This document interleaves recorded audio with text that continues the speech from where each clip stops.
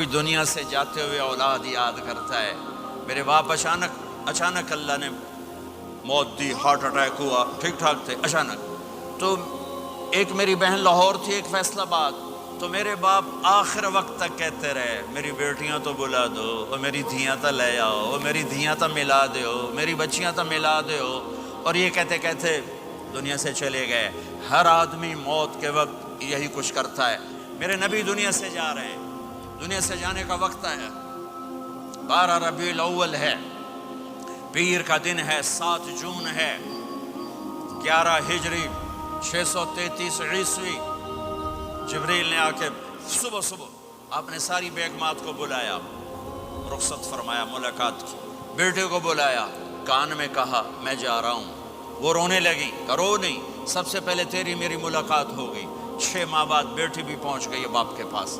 پھر داماد کو بلایا، ان کا سر اپنی گود میں رکھا، کمر پہ ہاتھ پھیرا، دعا دی، رخصت فرمایا. آخر میں اپنی آنکھوں کی ٹھنڈک کو بلایا. کون؟ حسن اور حسین. کہ میری آنکھوں کی ٹھنڈک حسن اور حسین، میرے جنت کے پھول حسن اور حسین. یوں لیا اور ساتھ ہی آنسو ٹپ ٹپ ٹپ ٹپ ٹپ ٹپ. بیویوں کو جدا کیا، آنسو نہیں. بیٹی کو جدا کیا، آنسو نہیں. داماد کو جدا کیا، آنسو نہیں. جب بچوں کو جدا کرنے لگے تو یوں آنسو. ایک کو زہر میں تڑپتے دیکھا، ایک کا کٹا سر نیزے پہ چڑھتے دیکھا تو آنسو رک نہیں سکے. دعا نہیں کی، ہاتھ نہیں اٹھائے، اللہ کی تقدیر کے سپرد کر دیا. اولاد کو ذبح ہونے کے لیے تیار کر لیا کہ کل میری امت اولاد کے پیچھے جھوٹ نہ بولے، رشوت نہ لے، حرام کاروبار نہ چلائے، دھوکہ نہ دے، فراڈ نہ کرے. بچوں کو کہاں سے کھلائیں، بچوں کو کہاں سے پلائیں؟ کہ یہ میرا حسین کا سر کٹ کے نیزے پر چڑھا ہوا ہے. جب سب چلے گئے تو جبریل آ گئے. آپ نے فرمایا کیا ہوا؟ خاموش کھڑے تھے. کہ موت کا فرشتہ دروازے پر ہے، اندر آنے کی اجازت چاہتا ہے. اپنے نبی کا مقام دیکھو، موت بھی پوچھ کے آتی ہے. آپ نے کہا آ جائے.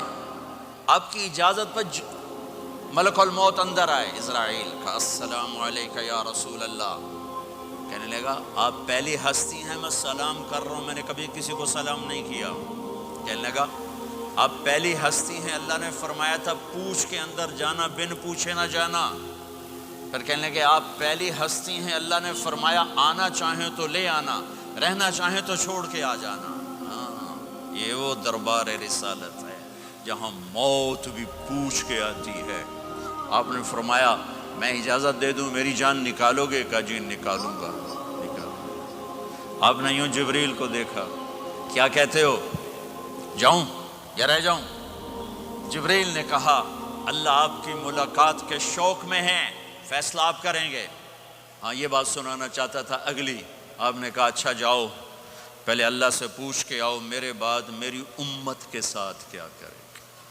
میرے بچوں کے ساتھ یہ ساری مائیں، میرے بچے میرے بچے میرے بچے میرے بچے.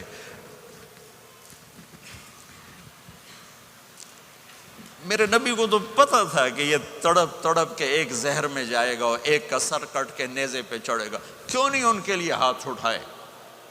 ہمارے لیے کیوں روئے کہ جاؤ اللہ سے پوچھ کے آؤ میرے بعد میری امت کے ساتھ کیا کرے گا، میں پھر جواب دوں گا.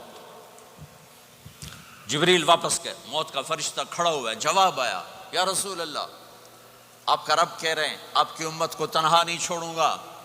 مجھے میرے رب کی قسم جو سن رہا جس نے ہمیں یہاں جمع کیا ہے، سنو میری بات غور سے. اگر میرے نبی یہ سوال نہ اٹھاتے تو آج میں اور آپ بھی بندر خنزیر میں بدل چکے ہوتے. میری اور رب کی کوئی رشتہ داری نہیں ہے. اس امت نے وہ سب کچھ کر دیا جو پہلی امتوں نے کیا، لیکن کون ہے جس نے عذابوں کو روکا ہوا؟ وہ میرے نبی کے آنسو، میرے نبی کی آہیں، میرے نبی کی دعائیں، میرے نبی کی فریادیں، میرے نبی کی تڑپ، میرے نبی کا رونا، میرے نبی کا پیٹ پہ پتھر باندھنا. اس نے روک دیا. کوئی نبی جاتے ہوئے امت کے لیے نہیں رویا. واحد نبی ہیں جو جاتے ہوئے امت کے لیے روئے، میری امت میری امت میری امت.